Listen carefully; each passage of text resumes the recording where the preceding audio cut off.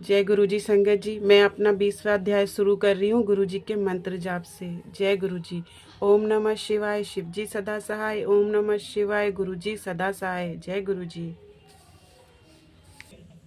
भगवान शिव का कैलाश पर्वत पर आगमन तथा सृष्टि खंड का उपहार।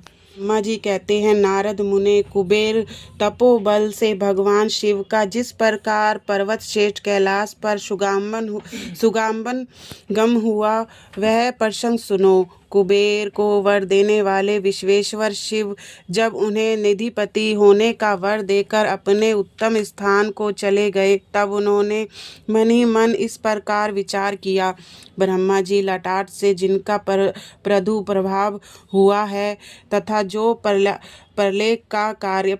प्रलय का कार्य संभालते हैं, वह रुद्र मेरे पूर्ण स्वरूप हैं। अतः जिन्होंने रूप में मैं गुहाकों के निवास स्थान कैलाश पर्वत को जाऊंगा, उन्हीं के रूप में मैं कुबेर का मित्र बनकर उसी पर्वत पर विशाल पूर्वक रहूंगा और बड़ा भारी तप करूंगा।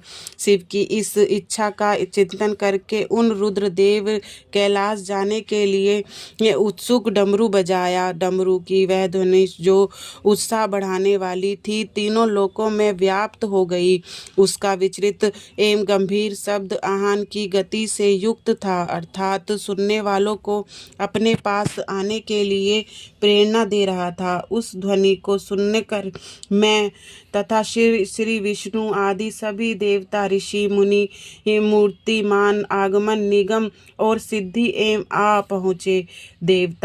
देवता और असुर आदि सब लोग बड़े उत्साह में भयकर वहाँ आए। भगवान शिव के मस्तक के समर्थ पार्षद तथा शिव सर्वलोक वंदित महाभाग गणपाल जहाँ कहीं भी थे, वहाँ से आ गए। इतना कहकर ब्रह्मा जी ने वहाँ आए हुए गणपालों का मनोउल्लेख पूर्वक विस्तार परिचय दिया। फिर इस प्रकार कहना आरंभ किया। वह बोले, वहाँ असंख्य महाबली गणपाल पधारे।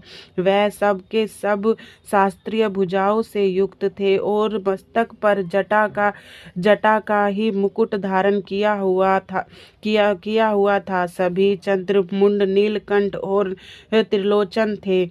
हार, कुंडल, केयूर और तथा मुकुट आदि से अंतकल थे। वह मेरे श्री विष्णु के तथा इंद्र के समान तेजस्वी जान पड़ते थे। अनिमा आदि 8 सिद्धियों से घिरे थे तथा करोड़ों सूर्यों के समान उद्भासित हो रहे थे। उस समय भगवान शिव ने विश्वकर्मा को उस पर्वत पर निवास स्थान बनाने की आज्ञा दी। अनेक भक्तों के साथ अपने और दूसरों के रहने के लिए यथा योग आवास तैयार करने का आदेश दिया। मुने तब विश्वकर्मा ने भगवान शिव की आज्ञा के अनुसार उस पर्वत पर जाकर शीघ्र ही नाना प्रकार के ग्रहों की रचना की। फिर श्री हरि की प्रार्थना से कुबेर पर अनुग्रह करके भगवान शिव सनानंद कैलाश पर्वत गए। उत्तम पर मुहूर्त में अपने स्थान में प्रवेश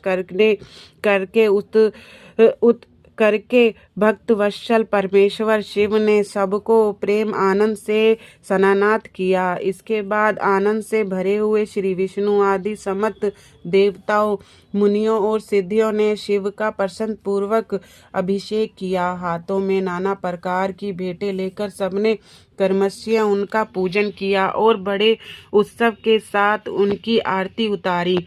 मुने उस समय कैलाश से फूलों की वर्षा हुई जो मंगल सूचक थी। सब और जय जयकार और नमस्कार के शब्द गूंजने लगे। महान उत्साह फैला हुआ था जो सबके सुखों को बढ़ा रहा था। उस समय सिंहासन पर बैठकर श्री विष्णु आदि सभी देवताओं द्वारा की हुई यथोचित सेवाओं को बारंबार ग्रहण करते हुए भगवान शिव बड़ी शोभा पा रहे थे।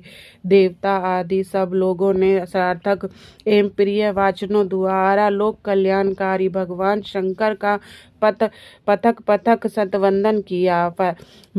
सर्वेश्वर प्रभु ने प्रसन्नचित्त वह सतवन सुनकर उन सबको प्रसन्नता पूर्वक मनोवांछित वर एवं अभिष्ट वस्तुएं प्रदान की।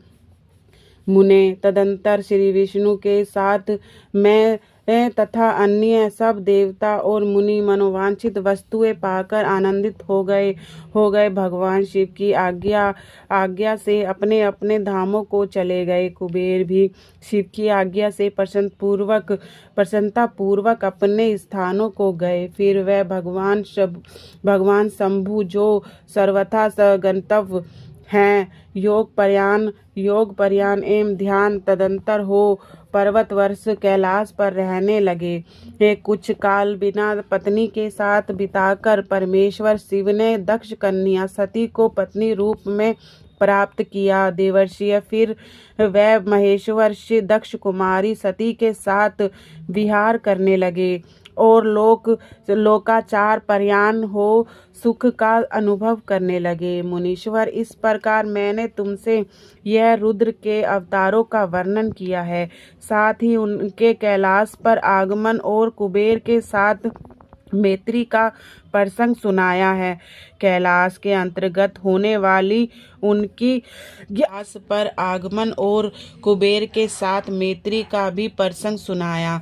कैलाश के अंतर्गत होने वाली उनकी ज्ञानव निधि लीला का भी वर्णन किया, जो इन लोक और परलोक में सदा संपूर्ण मनोवांछित फलों को देने वाली है। जो एकाग्रचित्त होकर इस कथाओं को सुनता या पढ़ता है, वह इस लोकों में भोग पाकर परलोक में मोक्ष लाभ करता है। जय गुरु जी।